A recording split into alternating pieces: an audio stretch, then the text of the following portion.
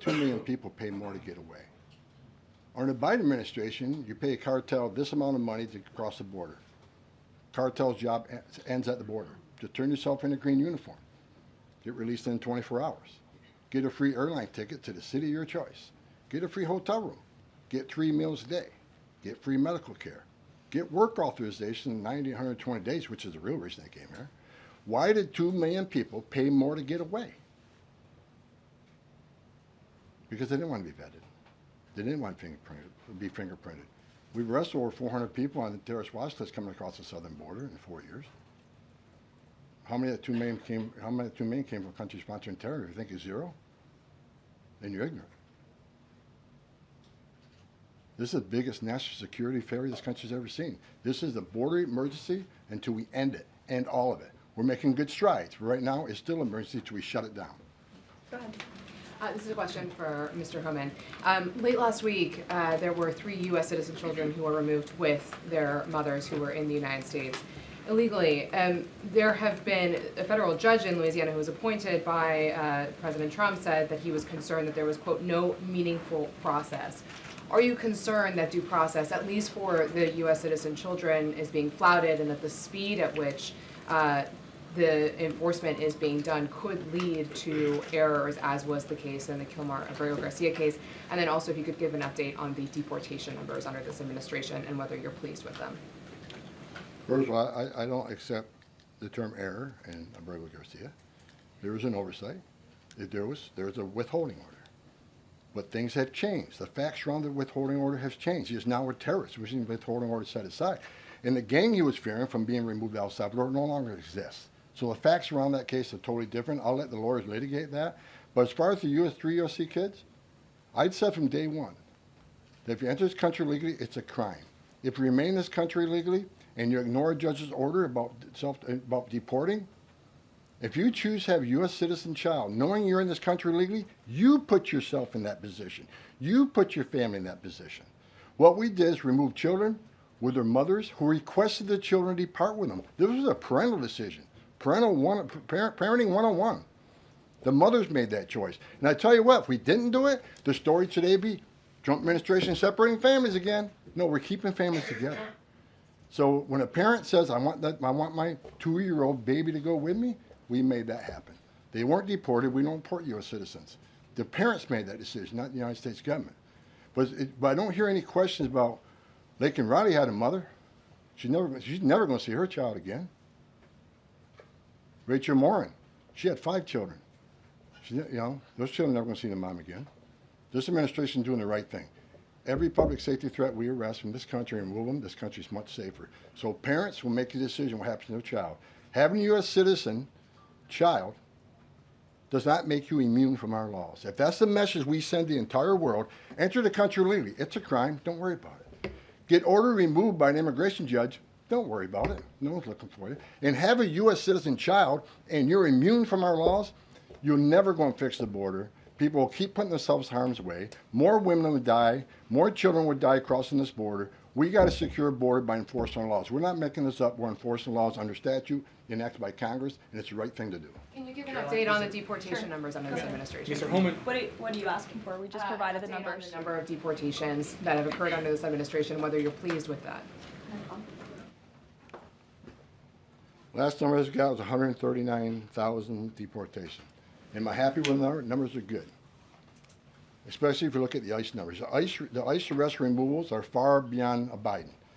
Well, I read the media. Oh, ICE, the deportations are behind Biden administration. Well, why? Because they counted border removals. We don't have 10.5 million people crossing the border. We don't have border removals. So Joe Biden could have deported 5% of his encounters, and the numbers will still be higher than us on the border removals because we have a secure border, the most secure border in the history of this nation. Compare apples to apples, ICE arrests and deportations are far more than Joe Biden. That's right. Karoline. Sure, go ahead. Mr. Homan, talking about the border wall, can you give us an update as far as how many miles are being built today? And is Mexico paying for it, as the president said they were going to? Well, first of all, I'll answer that question because I already answered it in my opening remarks. To date, since January 1st, there's been more than 85 miles of new border wall construction in various stages of that construction. and planning. The president has made it clear to Congress that we want to see more funding for not just border wall construction, but also to support our ICE agents and our Border Patrol agents who are on the ground facilitating with this mass deportation effort. So he's clear that Mexico is not going to pay for it? Is that what you're Let's saying? address that. Trump said Mexico won't pay for the wall. They have in a roundabout way, have they not? Putting 10,000 military on the northern and southern border, taking the action they did remain in Mexico. They didn't have to do that. They're doing it. Putting military on the southern border. Have moved illegal immigration to a record low. We're saving millions of dollars every day on detention, transportation, removal proceedings. We've more than made up for the cost of that wall because of the actions of Mexico. So is Mexico helping build that wall? Yeah, because we're saving so much money, millions of dollars a day, that we can afford to build that wall. So actually, yes, they're helping to build a wall. John Miller. Thanks a lot, Karoline. Mr. Homan, a question for you. You're the border czar. Can you give an estimate as to how many individuals are in the United States illegally? That's number one, and I'm sure you're very familiar with that number, an estimate.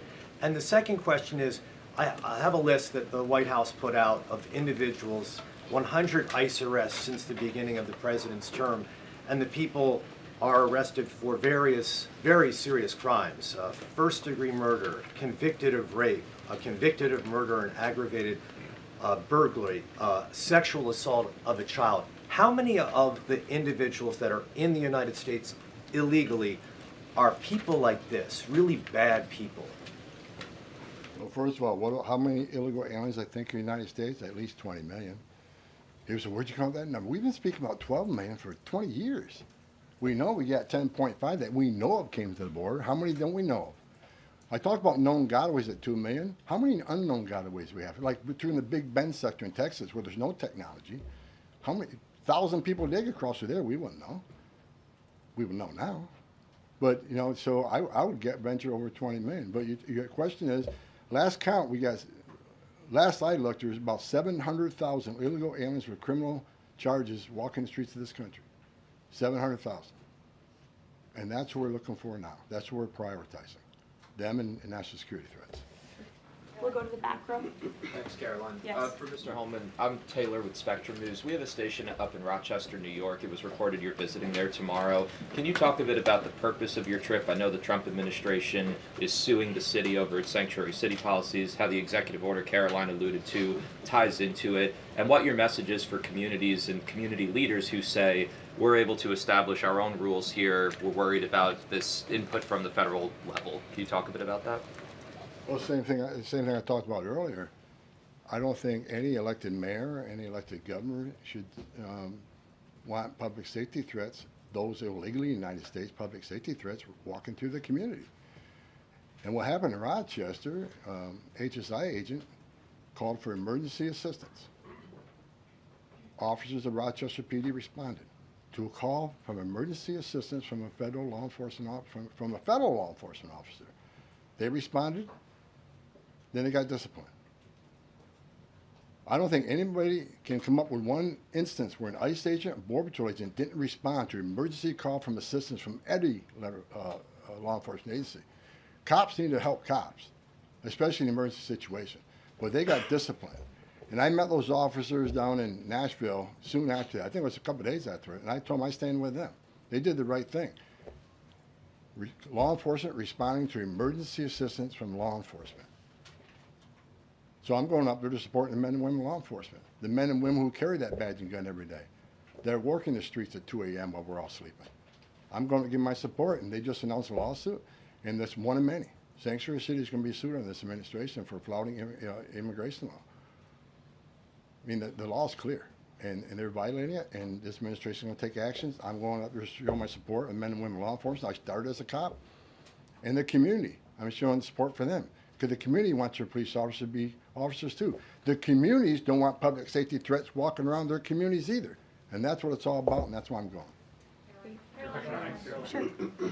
Mr. Homan, how close are you to housing migrants at U.S. DOD facilities like Fort Bliss in Texas? Well, we're already housing at Guantanamo. Fort Bliss is being ramped up, so in the very near future. I don't have a timetable because things need to be done, construction needs to be done. We'll make sure the facilities are ready to accept. We'll make facilities are able to care for the people that are going to be detained. So I don't know the timeline right now. It changes every day because of various issues, but we're working on it. Are you intending to hold families there, including families with American citizen children? Family residential centers are for families. They're not jails, they're open-air campers built for families, which means they have child psychologists, they have pediatricians. And why family residential centers? Because we want to make sure that child is with a parent. Unlike the last administration who stopped DNA testing, who many investigations of children being smuggled in the country with some that wasn't related to them claiming to be a parent. So we're going to make sure children are with parents. We're going to make sure that's actually a family and that child ain't being trafficked. That's the main reason.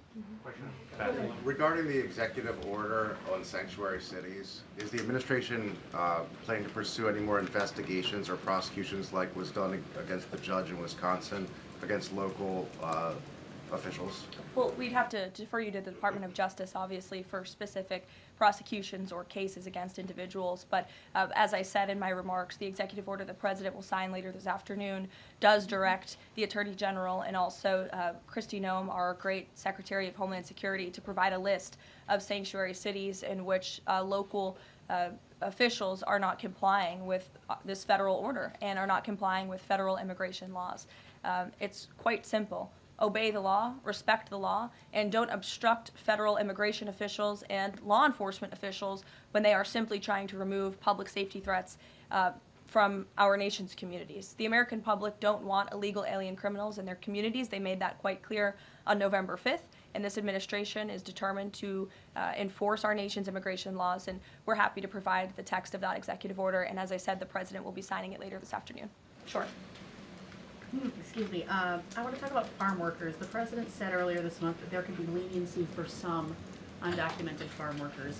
I'm wondering, where do things stand with that? And I'm also wondering, does that at all undermine his message on immigration, that it's okay for some undocumented people to be in the U.S., but maybe not others? Well, the President was referring to our H-1B and H-1A visa programs, and there have been no final decisions on that at all. But the President, I think, what he was intended to speak about, what he was speaking about, is ensuring that we have a clean, legal immigration system that is being respected and obeyed. And the mass amount of illegal immigration that we've seen over the past 4 years in our country completely undermines our legal immigration system, those seeking citizenship, but also those coming here on a visa to legally and lawfully work. And the President wants to make sure that those programs are respected.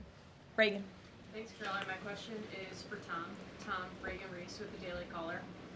Over the weekend, ICE arrested 2 illegal immigrants for allegedly stealing Secretary Noem's purse over the weekend. What can you tell us about these individuals' immigration history as well as their criminal history? I don't have the criminal history, but I know the one that stole the purse is supposedly in the country legally. But, you know, pick the wrong person to steal a purse from. I mean, Secretary Noem's a strong secretary. I know I've been talking about the success of men and women of the Border Patrol and ICE, but under her strong leadership, she's a game changer. So I'm happy to work with her, despite the media I've read that me and Kristi Noem have differences. Me and Kristi Noem are attached at the hip. There's no daylight between us. We're both going to push the president's agenda. She's a strong secretary, and I'm glad she's in here. And I'm glad, but again, that illegal alien, pick the wrong person, steal a purse from. I'm telling you. Mary Margaret, go ahead. Thank you, Caroline. I have 2 questions, one for Mr. Homan, one for you on the White House Correspondents' Dinner. I'd like to start with you, though, Tom Homan. This list has a very high number of sexual assaults on a child. Can you comment on that and why there's so many crimes against children committed by illegals in this country? I don't know why. It's sick. It's the worst crime in the world when you sexually assault a child. I mean, the most innocent of us all. But that's why I made a statement that one time I was going to go to Boston and bring hell with me, and the media went crazy. At Tom Homan says, "We're going to Boston and bring hell with them." I was going to bring hell to illegal aliens that rape children.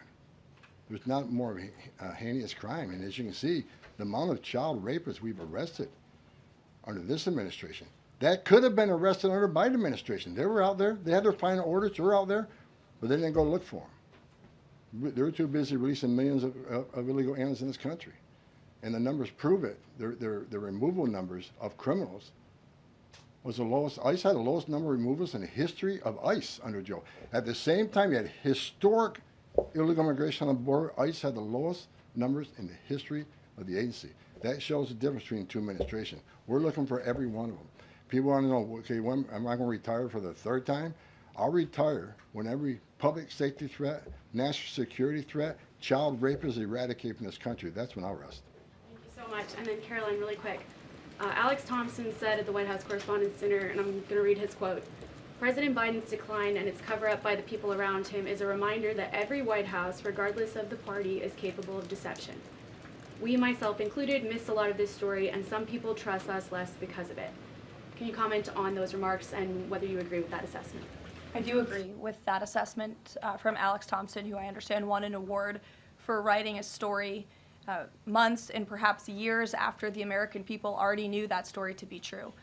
Millions of Americans watched our mentally incompetent president struggle with his day-to-day duties of this office. We watched our country be ran into the ground as a result, and nobody in the media wanted to write about that, talk about it. There were many reporters, I will say, right-leaning reporters who did talk about that, who didn't get awards, didn't get coverage. In fact, they were lambasted for their coverage. And I remember being on President Trump's campaign, talking about Joe Biden's clear mental incompetence and being accused by people in this room of manufacturing deep fake videos, trying to persuade the public into not believing what they saw with their own eyes for many years. And I think it's about time the legacy media finally admits that was one of the greatest cover-ups and scandals that ever took place in American history, and certainly it did contribute to the decline in the trust that Americans have for the legacy media. Peter, which, by the way, is why we've made many changes to this briefing room in this White House. It's long overdue. Peter, go ahead. Thank you. A few things. You guys arrested a Milwaukee County Circuit judge for allegedly helping illegal immigrants get away. As you guys look at other judges, would you ever arrest somebody higher up on the judicial food chain, like a federal judge or even a Supreme Court justice? Well, that's a hypothetical question. Again, I defer you to the Department of Justice for individuals that they are looking at or individual cases. But let's be clear about what this judge did. She obstructed federal law enforcement who were looking for an illegal alien in her courthouse. She showed that illegal alien the door to evade law enforcement officials. That is a clear-cut case of obstruction. You don't have to be a lawyer to understand that. And so anyone who is breaking the law or obstructing federal law enforcement officials from doing their jobs is putting themselves at risk of being prosecuted, absolutely. You guys have at least 18 written trade proposals. We still don't know who they are from or what they contain. What is the holdup with that? There's no holdup. We're working around the clock. The trade team is working all day. I was on the phone late last night with Secretary Lutnick. I was on the phone this weekend as well with Secretary Bessent. I mean, the entire team is working 24/7 to get these trade deals done. And I think you'll be hearing more about them this week. I don't want to get ahead of the trade team or the president in announcing potential deals, but certainly I can assure the American public that this administration is full speed ahead in cutting good and fair trade deals on behalf of the American worker. And one more. After the president's Truth Social post, the Browns finally took Shadur Sanders. Does the president think he deserves credit for Sanders getting picked? And does he think going to the Browns is better than being undrafted? Hey, I'm gonna. All I will say is the president put out a statement, and a few rounds later he was drafted. So I think the facts speak for themselves on that one, Peter. We'll go to the back row in the middle, to the blonde. Yes. Hello. President Trump has said that Secretary Hegseth will get it together. Does he think that Hegseth doesn't have it together right now? Look, the president has made his position on Secretary Hegseth quite clear. He absolutely has confidence in the secretary's ability to lead the Pentagon. It's why he nominated him for this position. It's why the Senate voted to confirm him in this position. And look at the success that DOD has had thus far. Their successful operation against the Houthi terrorists in the Middle East. You look at the recruitment and retention levels for all branches of our armed forces are on the incline, which is exactly what this president intended to do. Secretary Hegseth has completely wiped out DEI from the Pentagon as well. And so he's going to remain focused on standing up for our war fighters, on implementing President Trump's peace through strength foreign policy agenda abroad, and the president supports him in his role. Sure. Many are wondering how these 10 or 20 million people are working. is there some efforts to clamp down on employment? Because they're working somewhere to keep staying here. The number of worksite enforcement actions have tripled this year, and it's going to triple again. Because in sanctuary jurisdictions especially, if we can't arrest a bad guy in the safety and security of a county jail, and they're going to release them into community, that means we go into the community. If we can't arrest them in the community, we'll arrest them at their work site. We got to do what we got to do to arrest public safety threats. There's no sanctuary for public safety threats in this country, so worksite enforcement is going to increase even more than it already has. And another reason for worksite, the last administration stopped worksites. Where's the number one place we find victims of trafficking, victims of forced labor trafficking, and work sites? So not only are we going to enforce the law on work sites, we're going to save victims of trafficking. That's another reason we've increased worksite enforcement. Awesome. Well, go ahead, Brian. Sure. We'll take one more question. Thank you. This is for Mr. Homan. We all walk by these heinous yard signs that are along Pebble Beach. What is some of the feedback that your ICE agents are getting in the field from the community as they remove these individuals from their families, their neighborhood, their schools, or all the places in their community? What's been the reaction that your ICE agents have gotten from the people who live amongst these individuals? The morale of ICE and Border Patrol is at all-time high because they're getting to uphold the oath they took, and they're enforcing the law. Border Patrol and the Biden administration, I met with hundreds of them. They felt like Uber drivers and tourist agents. These men and women joined the ranks of ICE and Border Patrol to enforce the law, make the community safer, and protect national security. I hear it all the time. There's a lot of people in this country who don't like me. I don't care. But when I walk through an airport, I have many people walking up to me and thank me for what I'm doing, and I'm not taking credit for anything. The success of the border and immigration enforcement is President Trump and the men and women wearing that uniform. God bless each and every one of them. But I take a pleasure in seeing it because in 40 years of doing this job, people always want to say, why are you so emotional when you testify? Why are you so emotional on network? Because if they wore my shoes for 40 years, they'd understand why I'm emotional. I've talked to little girls as young as 9 years old that were raped multiple times by the cartel members. And when you get to your knees and you talk to that little girl and everything innocent and pure has been ripped from her, when you listen to the Lake and Riley, 17 minutes, that young lady fighting for her life. Don't just think, okay, a young woman died. Think of how she died, the terror that she went through, and these children that are sexually assaulted. I stood in back of a tractor trailer and 19 dead people at my feet that baked to death. Illegal immigration is not a victimless crime. And so every sick person we take off the streets, especially child rapists, it makes this country much safer. Every illegal alien we arrest, public safety threat, one at a time makes this country safer. But I got one thing I need to say real quick before I leave. Take your notes from you, Tom. Take my notes from me. I'm going to read it. I don't want any misinterpretation when I'm reading to you. The registration requirements under 8 U.S.C. 1302. If you're illegal alien in the United States, this message is for you. You cannot hide from ICE. We're actively looking for you. Federal law requires every alien in the United States who has been present in the United States more than 30 days needs to register. For those 14 years or older, you need to be fingerprinted with the Department of Homeland Security. Federal law requires every alien in the United States to tell DHS in writing if you have a change in address within 10 days of changing that address. Failing to register with DHS and failure to tell DHS about your new address are criminal offenses, and they're going to be treated as such. Starting today. Make no mistake, if you're in the country illegally and you fail to do what the law requires, we will prosecute you, you will go to jail, then we'll deport you. Second law, penalties for failure to depart, 8 U.S.C. 1253. If you're alien inside the United States who has a final order, this message is for you. If you have a final order, the Trump administration is committed to enforcing our immigration laws, especially for those aliens who have received final orders of deportation. There are currently around 1.4 million illegal aliens who have been ordered removed but remain here in violation of the law. We will aggressively prosecute, consistent with long-standing law, those aliens for failing or refusing to depart or who takes other related actions aimed at hindering their removal. You cannot open the door, you cannot answer our questions, you cannot open your car door. you consider it to evade law enforcement.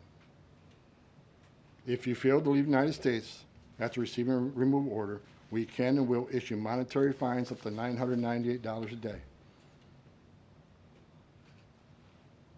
Evading your arrest, knowing you have a final order or removal, is a criminal offense. We will prosecute, then we'll deport you. Get your affairs in order. If you're in the country illegally, work with ICE, go to CBP 1 home app, and leave on your own. Because we have to find you, deport you, and prosecute you. You'll have a bar placed on you, and you won't come back to this country. You won't be able to come back on a visitor's visa, a tourist visa. If you have your citizen child, can't petition for you. If you're in this country, well, you get your affairs in order and work with us and get yourself removed from this country. That's what law requires, and we're going to enforce that law. Awesome. Thank you so much, Tom.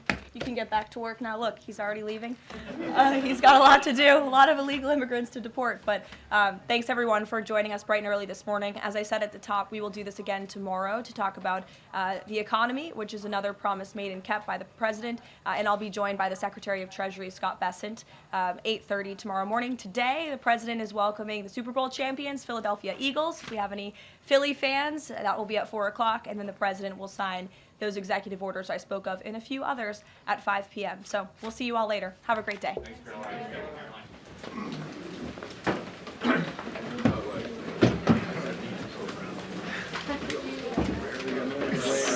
Caroline.